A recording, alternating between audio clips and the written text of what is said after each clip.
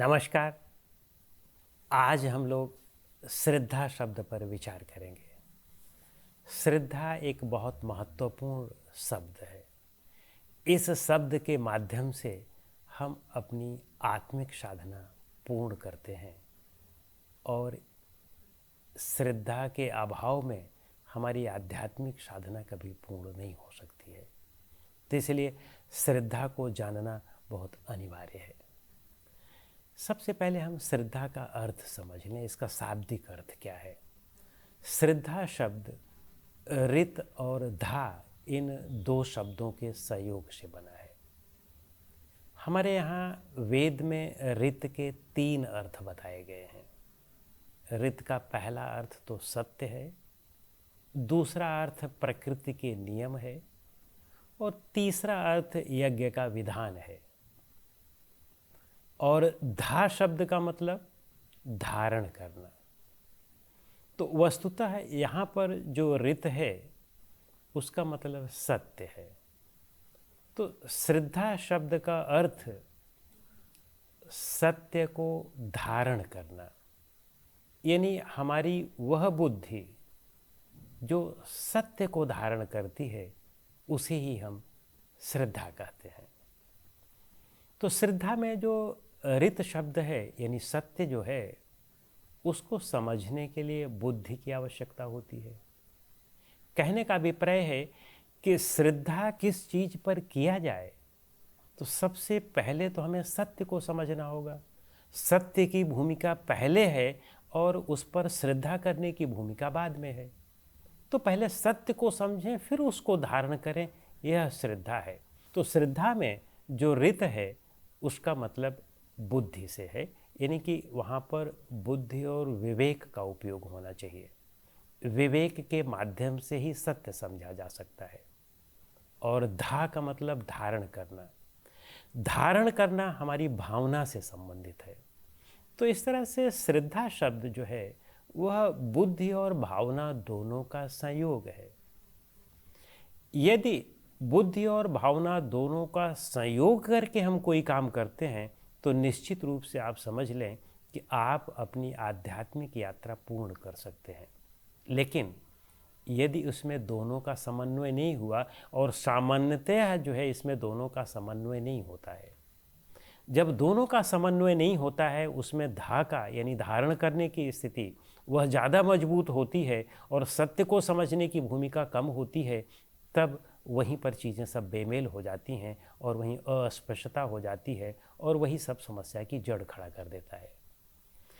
जब समझ के आधार पर श्रद्धा की जाती है, समझ के आधार पर चीज़ों को धारण किया जाता है, तभी हमारी श्रद्धा वास्तविक होती है। अन्यथा वह या तो अंधश्रद्धा होती है या तो श्रद्धातिरेक होता है। अंधश्रद्धा में क्या नुकसान है कि हमने कोई ग्रंथ पढ़ा या हमारा कोई धार्मिक ग्रंथ है तो उसमें जो कुछ भी लिखी चीज़ें बातें हैं, चाहे वे कार्य कारण के नियम के अनुकूल हों। हाँ, हर एक संप्रदायों में, हर एक धर्मों में जो उनके धर्म ग्रंथ हैं उसमें कुछ चीज़ें अच्छी भी हैं।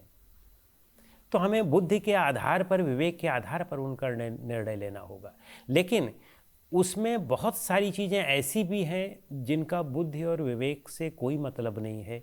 जब हम उन चीज़ों को भी धारण करना शुरू कर देते हैं तब आप निश्चित रूप से समझ लें कि इसे हम अंधश्रद्धा कहते हैं। और विवेक का वहाँ पर कोई मतलब ही नहीं है, बुद्धि का वहाँ पर कोई मतलब ही नहीं है। और हम ऐसे ही चीज़ों को जो प्रकृति के शाश्वत नियमों के विपरीत हैं, जो जिनका कारण कार्य व्यवस्था से कोई नियम ही नहीं है, जब हम उन चीज़ों को सत्य मानने लगते हैं तो इसे ही हम अंधश्रद्धा कहते हैं। और श्रद्धातिरेक क्या है?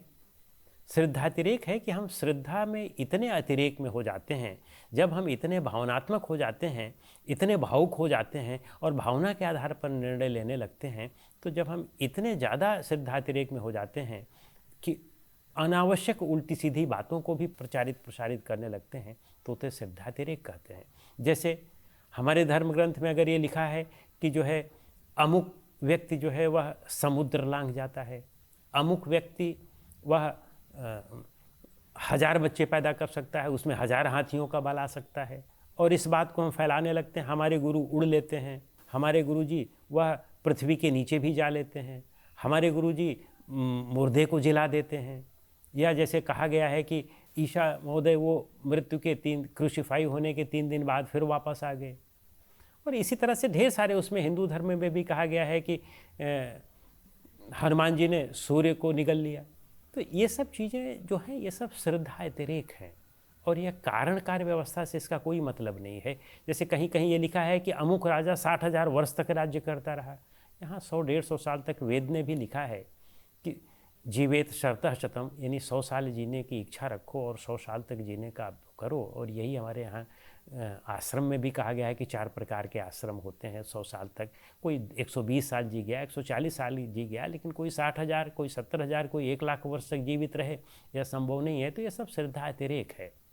तो कहने का मतलब है कि श्रद्धा व्यतिरेक और अंधश्रद्धा यह दोनों बहुत खतरनाक हैं। वे व्यक्ति जो अंधश्रद्धा से ग्रस्त होते हैं और श्रद्धा व्यतिरेक में ग्रस्त होते हैं, वे भावुक प्रकृति के व्यक्ति होते हैं। वे एक पल में अपना सिर दे भी सकते हैं और एक पल में किसी दूसरे का सिर ले भी सकते हैं, काट भी सकते हैं। तो कहने का मतलब ये भावुक लोग हमारे समाज के लिए, हमारे धर्म के लिए, हमारे संप्रदाय के लिए ये खतरनाक होते हैं, और इन्होंने ही पूरे समाज में अति फैला रखी है।